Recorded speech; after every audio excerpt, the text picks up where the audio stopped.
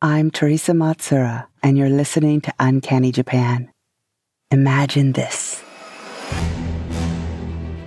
In a thunderous roar, she bursts through the surface of the water. No longer a weak young woman, but a dragon. Her wet scales sparkle crimson, gold, and green as her snake-like body flies at furious speed, undulating toward her prey. She can smell him. Meanwhile, a monk, handsome, sweating, desperate, presses his forehead against the dirt, bowing and begging the monks of this unfamiliar temple to hide him. They calmly listen to his panicked explanation, not sure whether or not to believe such a wild story. Then they hear her in the distance, like thunder, fast approaching. I have an idea. The men race to the temple's bell tower. Together the monks untie the ropes and lower a large bronze bell over the shivering and terrified runaway. Then they scamper off to hide themselves. Moments later, the dragon crashes through the temple gates and stops. She belches fire from her mouth. She listens. She smells. She's close. He's not fleeing anymore.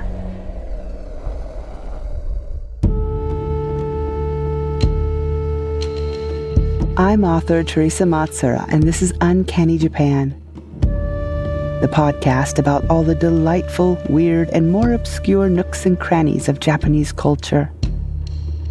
Today, I'm going to tell you the story of dear sweet Kiyohime, who was wronged and did something about it. Sure, it was a little extreme, but by gosh, it makes for a wonderful folk tale.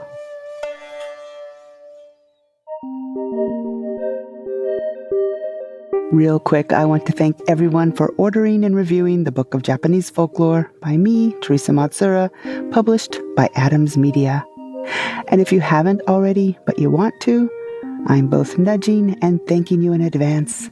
Those reviews help so much in this algorithm-driven world. The big news, though, is that the audio version of The Carp-Faced Boy and Other Tales, read by me, with all the editing and heavy lifting by Rich Pav, should be up on all sorts of audiobook platforms. Check out your favorite and let me know if it's not there. If it is there and you want to buy it, that would also really help support the show and us. The way it works out, we actually get a bigger cut of royalties on the audio version than I do on the print one. Anyway, I think it sounds great, and it was a lot of fun revisiting these stories that I wrote almost 10 years ago. So, 本当にありがとう and よろしくお願いします. Now, who is this wickedly cool dragon woman? And what is she up to? Well, her name is Kiyohime, and her folk tale, often called the legend of Anchin and Kiyohime, Anchin to Kiyohime no Monogatari, or Anchin to Kiyohime no Densetsu, is quite well known in Japan. You'll find that Kiyohime story, much like Hashihime, episode 111, and Oiwa's, episode 42, is one that has been told and retold, twisted and turned and reimagined in many creative ways. It was so popular in No and Kabuki plays that there are well over 100 different scripts of this tale. And they had to make a new classification for them called Dojoji Mono. Dojoji is the name of the temple where the climax of the story takes place. There are also bunraku puppet plays, and songs, and lullabies, and long scrolls with some gorgeous art depicting Kiyohime and Anchin's fate. There are trinkets, figurines, netsuke, and even festivals also dedicated to Anchin and Kiyohime.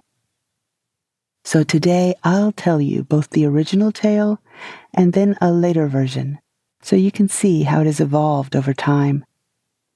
First off, it looks like the name Kiyohime first showed up in the 18th century 1742, in a play.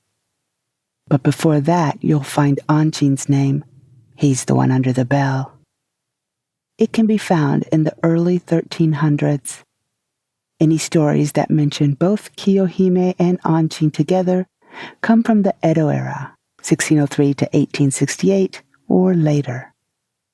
So in the very earliest versions, there doesn't seem to be a name for either of the main characters. And the story goes something like this. Once upon a time, a young woman came across a handsome monk who was on a pilgrimage. They met, they talked, they promised to meet again. The monk continued on to his destination, a shrine in Kumano on the Kii Peninsula. Only, on his way back, he purposely chose a different route so that he wouldn't meet the woman again. She waited, though, and waited, then realized what he'd done. She was so shocked and hurt that she closed herself up in her bedchambers and grieved. Her sadness so overwhelming that she died in despair. But that's not the end of the story. Soon after, an enormous serpent emerged from her room and sought out the monk who had so rudely avoided her. She found him at the dojo temple hiding under a large bell, and she killed him. But the story still doesn't end here either. Years later, the monk's ghost appeared to the head abbot of the same temple and begged him to either copy or recite the Lotus Sutra. Doing so would help both free him and the snake woman from their wretched rebirths. The head monk did as asked, and it worked. Both the woman and the dead monk were reborn, into separate heavens, of course. Another rendition says that the two were reborn as two Buddhist deities, Kumano Gongen and Kannon, which is just about as happy an ending as you can get. After this great nugget of a story, for centuries people retold the legend, being imaginative as well as honing in on some details to make the folktale a lasting one. Here's the gist of the story as you'll hear it these days. Mukashi, Mukashi. Long, long ago, there was a very handsome monk named Anchin, who every year went on a long walking pilgrimage to visit the Kumano shrine. Every time he passed through, he'd lodge for one night at the home of Manago or Masago Manor. And every time he stayed there, he'd chat with the steward's daughter, Kiyohime. The two got along very well and quickly fell in love. Both looked forward to their meetings. One year, Anchin said, perhaps jokingly, that next year he would ask Kiyohime to marry him and she could travel back with him to his hometown in Shirakawa, Fukushima, way up north. There, they'd spend their life together, happily ever after. Kiyohime was overjoyed at the idea and very much looking forward to his next visit, as well as a life together with this charismatic monk. Only there was no next visit. Whether Anchin realized his mistake in playfully teasing the young woman, never truly intending to marry her, or he changed his mind and decided to focus all his energy on the Buddha's teachings, we'll never know. But the next year during the pilgrimage, he did not stop by Kiyohime's father's home. The girl was overcome with grief, and realizing that she'd been lied to, grew furious and set out to find the man who had betrayed her. She managed to catch up to him on his journey back from Kumano Shrine. But when she confronted him, maybe giving him the benefit of the doubt, he said, "You have the wrong person," and pretended not to know who she was. As if she couldn't be shocked by his behavior anymore, this really devastated and enraged her. All this affection she'd felt for him, and she was sure that he had felt it for her. Was it a lie? Anchin ran off while Kiyohime stood trying to process what was happening. but she soon gathered herself and took off running after him. As she ran, her upper half turned into a serpent. She reached a river that Anchin had just crossed in a boat. Kiyohime tore off her clothes, completely transforming into a dragon as she did, and dove in. Anchin made it to the dojo temple, where he pleaded with the monks to hide him. They placed him under the giant temple bell and lowered it over him. But Kiyohime showed up breathing fire and looking for the man who had spurned her. She wrapped herself around the bell, engulfing the whole thing in flames. In some accounts, both the bell and Anchin are completely incinerated. In others, it's more just a melted bell/human mess. Anchin's fate remains the same. But what happens to Kiyohime? Some say her rage consumed her, too, and she wanders around as a vengeful spirit. Some say she ended her own life by drowning on the way back to her home. Some say both her and Anchin were reborn as snakes until the monk properly prayed and got them off that path. Did I say the story doesn't end there? It doesn't. About 400 years after Anchin was burned along with the temple bell at the Dojoji temple, in the spring of 1359, they decided to restore the bell. A suitable bell was completed and a dedication ceremony performed. Only it seems like no one learned any lesson from the story at all, because the men performing it ordered that no woman should attend. However, there was at least one shirabyoshi dancer there. Shirabyoshi were entertainers, dancers, and singers from the Heian and Kamakura eras. They dressed as men and were quite popular, especially among the elite. This shirabyoshi dancer was actually Kiyohime's spirit in disguise. After transforming into a giant snake dragon, she disrupted the ceremony, latched onto the new bell, pulled it down from where it was hanging, and slipped inside, disappearing, thus possessing it. To which all the monks nervously gathered around and prayed fervently to Kiyohime's spirit. At some point, the bell was again raised. Only from there on out, it didn't sound very good. Also, there continued to be epidemics and all kinds of disasters happening in the area. So the monks took down the bell again, and because no one had a good idea, evidently, dragged it into the mountains where they abandoned it. There's more. Another 200 years pass, and during the great samurai Toyotomi Hideyoshi's attack on Neguro, the bell was found. Hideyoshi, being a clever man, then banged on the bell, using the discordant sound to signal his attacks against the enemy. Eventually, though, after the battle, he returned to Kyoto with the bell. He knew exactly what bell it was, so in order to appease Kiyohime's spirit, he dedicated it to Myomanji Temple, where it still resides today. Back to the legend for a minute. You probably can't help but feel that Kiyohime is the bad guy in the tale. It certainly sounds that way.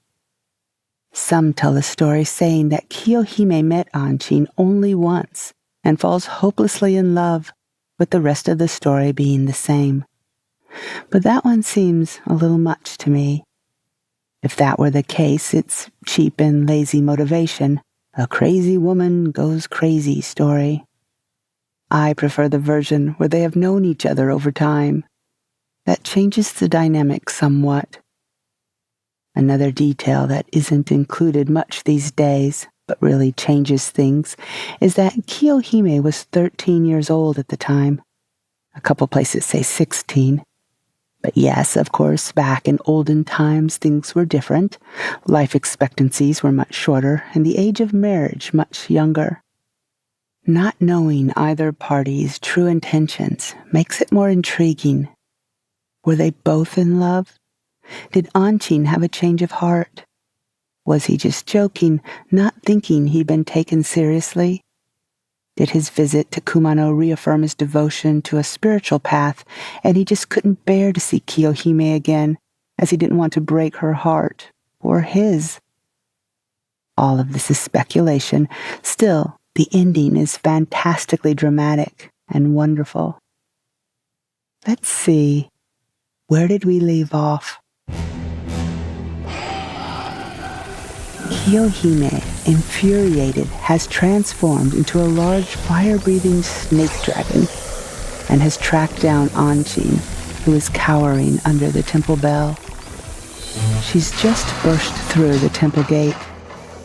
With her mane of green hair wild flying about her head, 2 long horns, and eyes fierce and determined, her body slithers toward the bell. Once there, certain Anchin is inside and she has won, she coils herself around the cool bronze, tightening.